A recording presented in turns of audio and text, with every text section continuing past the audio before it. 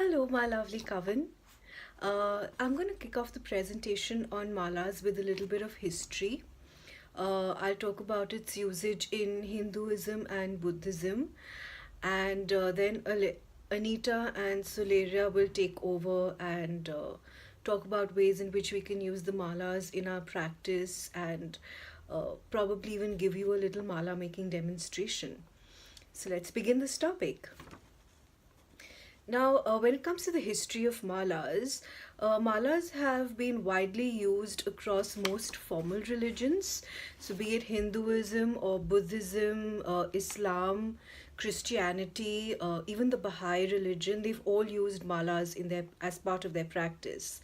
The exact origin of the beads seems to be unknown, but it can be traced back to India when it was used in Hindu prayers around 500 BC. And around 500 BC is when the first Rig Veda was published. So that's probably where this information is drawn from. There's apparently also a statue of a Hindu man holding beads that dates back to the 3rd century BC. And in my research, I also found mention of a fresco that was discovered in Akrotiri in Santorini, which was apparently ancient Thera, which dated back to 1600 BC, and that fresco depicts women holding a rope of prayer beads. So, I think at this point, all that we can say with complete certainty is that the usage of beads is an ancient practice. Um, and there is a lot of history, a lot of symbolism, and a lot of energy that goes behind this practice. So, speaking of their use in formal religion, in Hinduism, the mala is used to recite mantras or the name of a deity. This is called sadhana, which means practice. And in Sanskrit, it's called japa, which means the meditative repetition of a mantra or a divine name. In Buddhist practice, the beads are again mainly used to count mantras. And according to one of the articles that I found online, apparently these mantras can be for 4 different purposes: to appease, increase, overcome, or tame. And the Buddhist tradition then they list out the kind of malas to be used for different purposes, and that differs. So, for example, the beads that are used for appeasement mantras would be of crystal or pearl. The beads that are used to increase would be of gold, silver, copper, or lotus seeds. And according to the Buddhists, the beads made of bodhi seeds or wood can be used for many purposes and for all kinds of mantras or prayers. And I think part of that, this is my understanding, or what I think after having read this, is that the trees are living, they're ancient, it's something that you're drawing out of a tree that is sacred to you in your own practice, a tree that is probably, and especially since Buddhism is a really ancient religion, they probably made their beads out of trees that were available in their own biosphere. So obviously wood would definitely be a lot more easily accessible and easily available than even crystals or metals like silver or gold, which is probably why wooden beads, they said, could be used for almost any purpose. Uh, Personally, I don't have any crystal malas. I do have a wooden mala, and this is my mala. So this mala, this is made out of tulsi wood, and tulsi is Indian holy basil, and Indian holy basil has a very deep religious significance as well, as being a tree that is really, or a plant that is really sacred to Hindus. So, after doing this little bit of research into malas, I think that a mala that is made out of wooden beads, out of a holy tree, out of a tree that has special significance maybe to you, I think this could really make a very potent witchy tool in our witch practice. Uh, I also want to show you, although I do not have a mala made of Rudraksh, and I don't think that this is, I mean, I don't know if this is original Rudraksh, but it definitely looks like Rudraksh. A mala made out of Rudraksh beads would also be very potent tool. Now, I know that at least in India, um, we have a lot of different kinds of Rudraksh. There's a I don't even really know them. There's a Domukhi, which is basically the number of faces or something like that to do with the Rudraksh. And they attach a particular importance to the number of faces and a Domukhi and a Gurmukhi and all of that. But I don't think that really matters. Okay, so now we'll come on to another interesting topic, which is the number of beads that are used in a mala. From what I've seen online, most mala makers make malas with 108 beads. That seems to be the most common in my somewhat imperfect mala making research. Um, but from a religious viewpoint, the number varies. So, for example, the rosary has 59 beads, the Islamic masbah has 99 beads, and it's the Hindu and Buddhist malas that have 108 beads.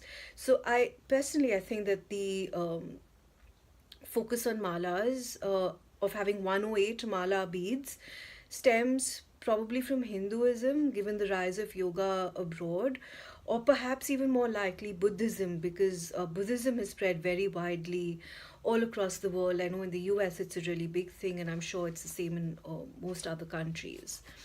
So, what is the significance of 108? Why is it 108 beads? Now, I did a little bit of research, and this is based on what I found. So, apparently, in India, astrophysics, astrology, and spiritualism have been intertwined since Vedic times. The sun and the moon in astrology have the largest effect on human fortunes due to gravitational effects, which influences astrological predictions. This is true, of course, for Vedic astrology. Um, and I don't know too much about astrology, be it Western or Vedic, but I do know that in Vedic astrology, the sun and the moon play a very important role in however, whatever calculations and predictions that they do. So, according to ancient Indians, apparently, they discovered this. The diameter of the sun multiplied 108 times gives you the distance from the earth to the sun, and correspondingly, the diameter of the moon multiplied 108 times gives you the distance from the earth to the moon. Actually, according to the definition of the astronomical unit, that's probably closer to 107.51. But that's a minor little discrepancy. So 108 is also what is called a Harshad number, which is an integer that is divisible by the sum of its digits. Don't hold me to this, my maths is terrible. Harshad in Sanskrit means joy giver. So 108 therefore was the number of choice for this simple reason. 108 represents the whole of existence. There are said to be 108 types of meditation. Some say there are 108 paths to God. Indian traditions apparently have 108 dance forms, but I really don't know if that number is true. 108 also has a lot of significance in Buddhism. In some schools of Buddhism, it is believed that there are 108 defilements. In Japan, at the end of the year, a bell is chimed 108 times in Buddhist temples to finish the old year and welcome the new one. Each ring represents one of 108 early earthly temptations that a person must overcome to achieve nirvana. So that's quite a bit of significance there. So from a more energy work, new age kind of perspective, there are apparently 108 energy lines or nadis that converge to form the heart chakra. Again, this is something that I found in my research online. I am really not familiar with nadi work. And I also looked up 108 numerologically. So, numerologically, 108 is comprised of the numbers 1, 0, and 8. 1 is male energy and represents you as a sovereign being. 0 is female energy and represents the circle of life, nothing, and emptiness. And 8 is infinity and eternity. So thus the sacred code of the universe as represented in the sacred geometrical relationship between sun, moon and earth means one thing, no thing and infinity. That's pretty deep.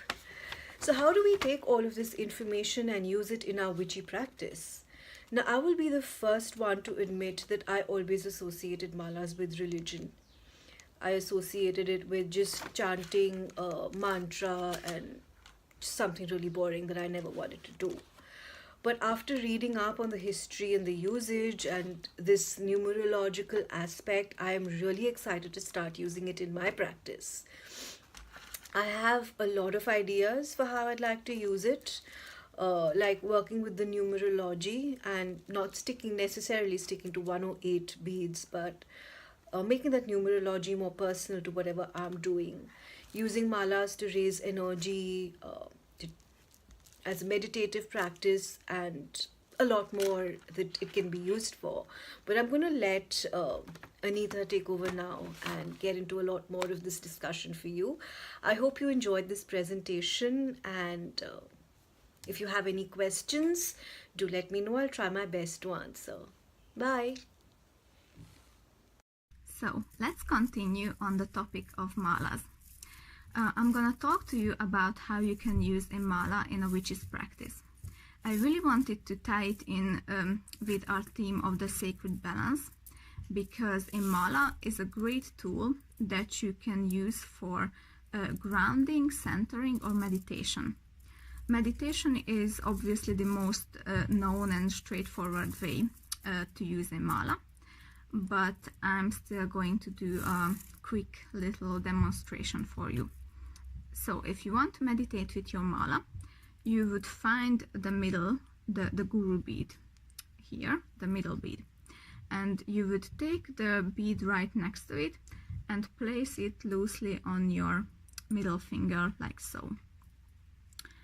And then you would use your thumb to just pull the beads towards you.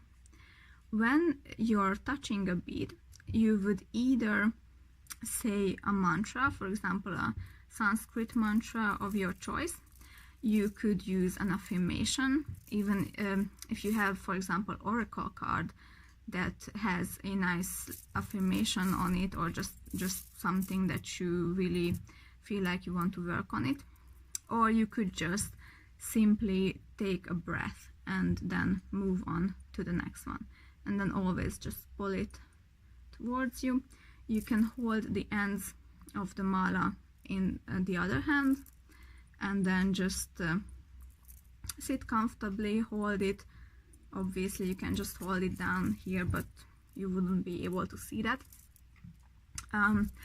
The reason why you traditionally don't use your pointer finger is because that symbolizes your ego, and when you're meditating, then your ego needs to stay out of the way. Another cool thing that I've learned is if you went around the mala one time and still wanted to continue, you would not pass the guru bead, because that symbolizes a guru, a parent or a teacher. So the way you would do that is you're right at the last bead, you would pinch it, then flip it on your thumb, and then slide all the other fingers underneath, and then you are exactly where you started, and then you can go around that. I'm just gonna show you again. Just pinch the last bead, flip it under on your thumb, and then you can slide the other fingers underneath, and then just start again. Just gonna check my notes quickly. Obviously, for grounding, it's a very tactile sensation to use a mala that can bring you to the present moment.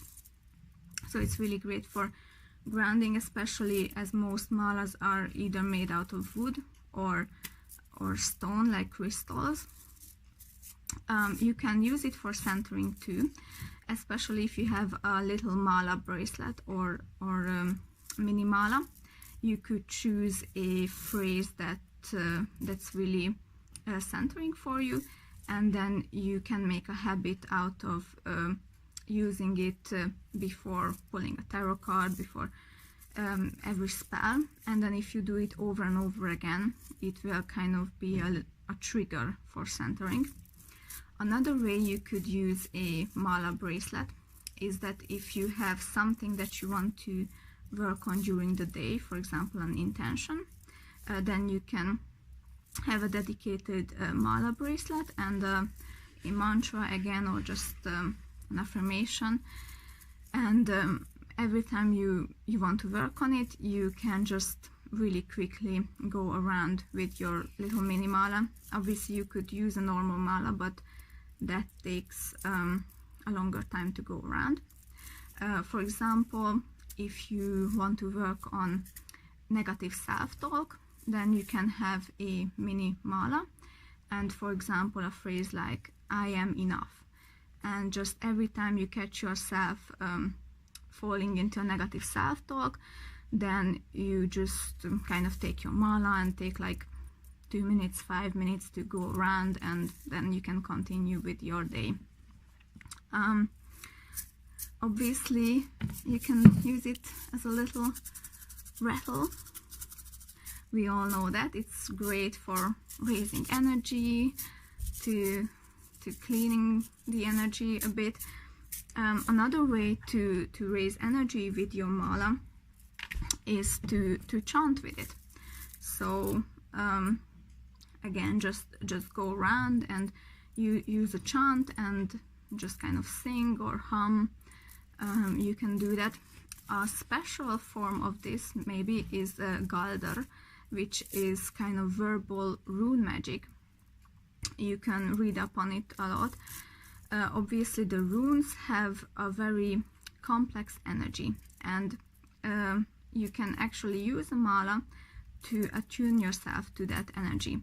Either just choose one rune, or you can do the whole Elder Foot Arc. For that, ideally you would use a mala that has either 24 beads or sections of 24. So for example, I've made this mala, and this is a section of 24, so you can go over it with each rune and then repeat if you want. Another thing is you can dedicate your mala to deity work. So with that, you would either choose one that you find fitting, or you can actually make one, because then you can really pay attention to the colors, the attributes of that deity, or even the numerology is a really big thing. So if you would do a mala for deity work, you definitely don't need to stick to the traditional 108 beads, but you could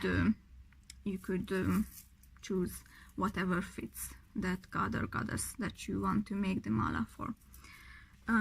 Obviously, after you use a mala for a period of time, it really gets charged with your energy, so it becomes kind of a power object. You can then use it to charge other things, or just place it around your candle, or like an incense mix that you made. Or obviously another thing is to use it as sacred adornment, and wear it after it, so to carry that power with you. Actually, I really wanted to demonstrate that to you as well. Sorry, I have a lot of malas here going on, but obviously you can put it around your neck. That's pretty straightforward. If it fits 2 times, then you can do that too. Usually if it's bigger beads, then it would fit easier, or this is actually a bit longer than 108 beads. But another thing is that I just wanted to show you here at the end is how you can wear it on your wrist, because for me it always just slipped down because it's usually a little bit too big for a bracelet. But let me show you. You would put the mala on your wrist like so, so the tassel is pointing backwards, and you would ideally put it on your left hand because that's the receiving side, and then obviously you just wrap it around, and then you will get to a point where it's just too small to put it on again, but obviously like that it would fall down. So then you can take one off and then twist it a couple of times like so, and then put it back. It's still a bit too big, so you can take the last section and then pull it back, and then you just repeat it a couple of times, and then it's pretty secure now.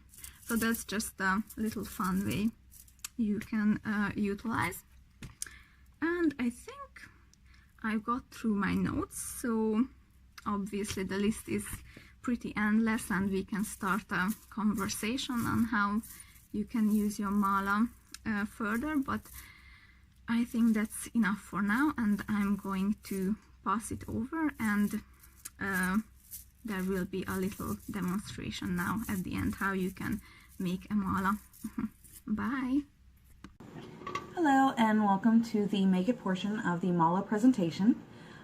I was originally going to actually try to show how to make a knotted mala, but every time I tried to record or anything like that, it just would not work, so I'm going to go ahead and try that when Mercury isn't in retrograde, and hopefully my phone will like me better then. You know, also should probably look up some more techie stuff about my phone. That might help. Anyways, there are 2 ways that I would see to do mala.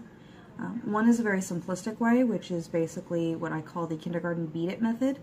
For that you'll need 2 sizes of beads, 1 large, 1 small, so I would go with like an 8mm and maybe a 6 or 4mm size bead. Thread thick enough that when you knot it,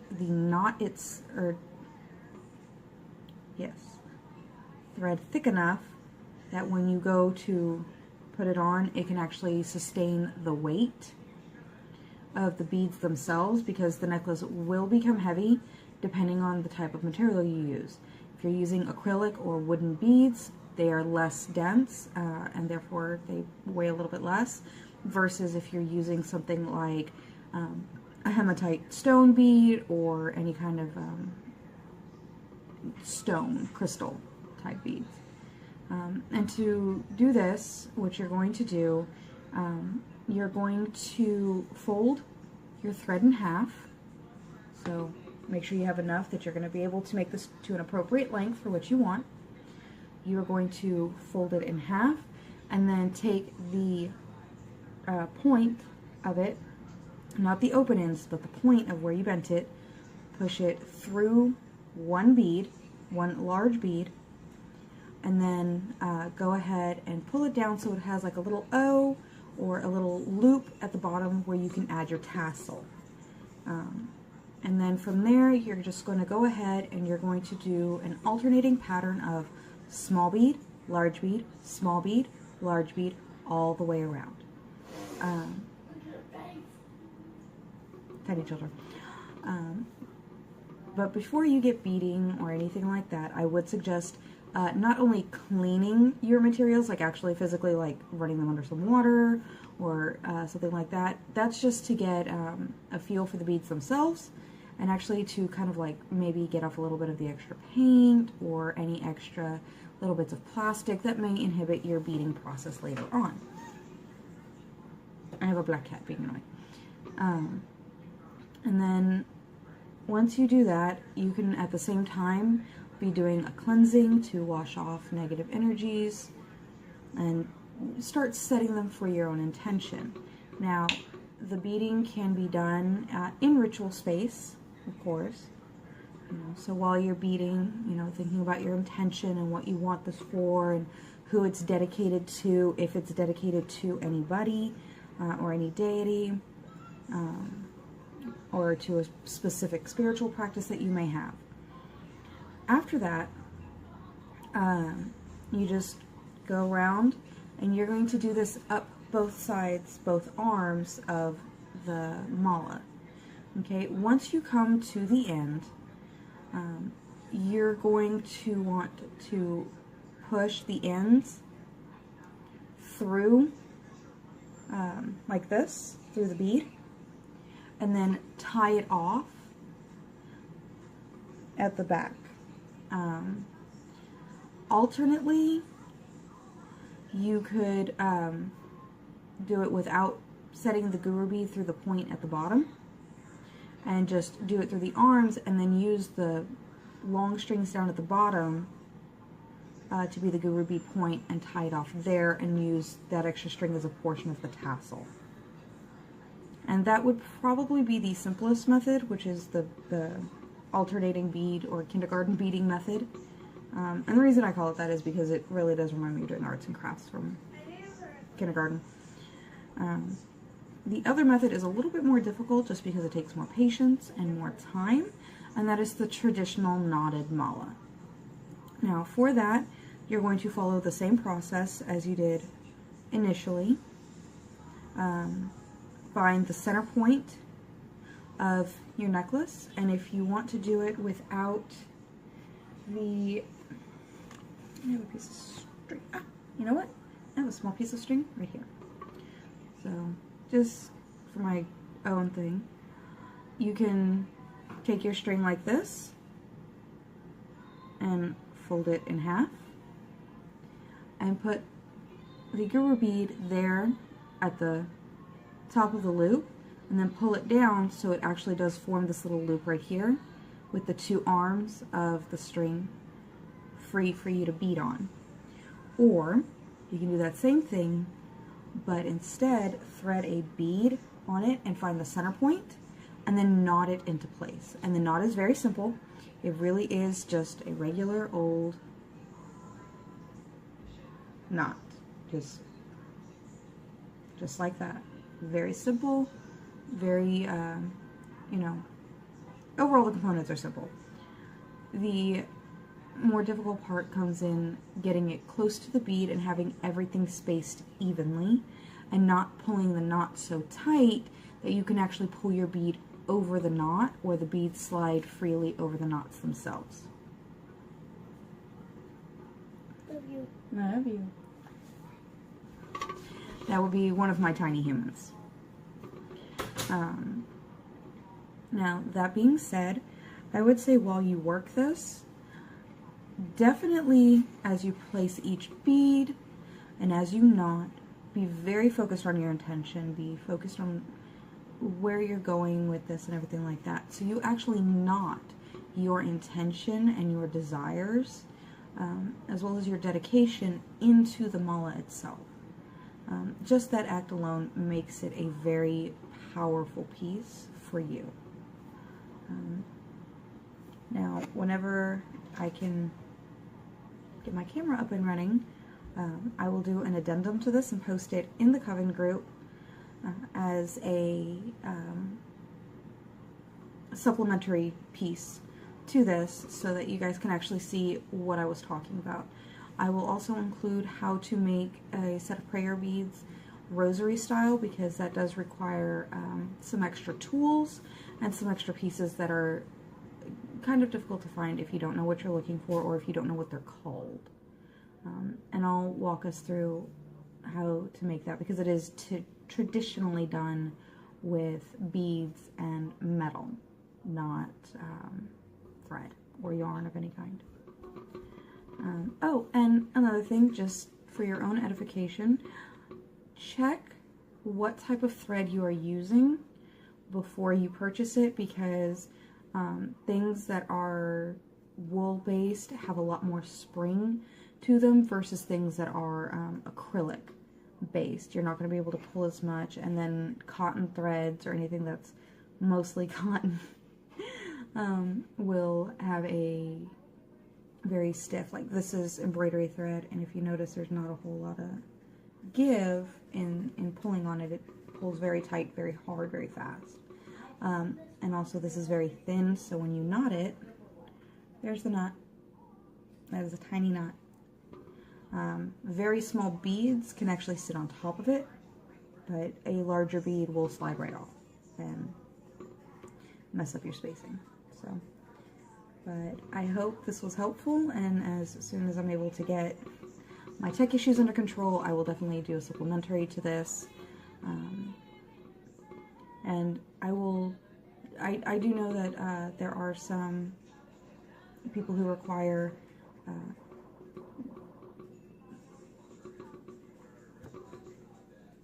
buffering, that require text in order to understand certain things, because I'm sometimes like that too. I'm a very tactile learner, so I will try to write out the instructions with pictures as well and upload it as a file to the group, just so you can have a supplementary piece.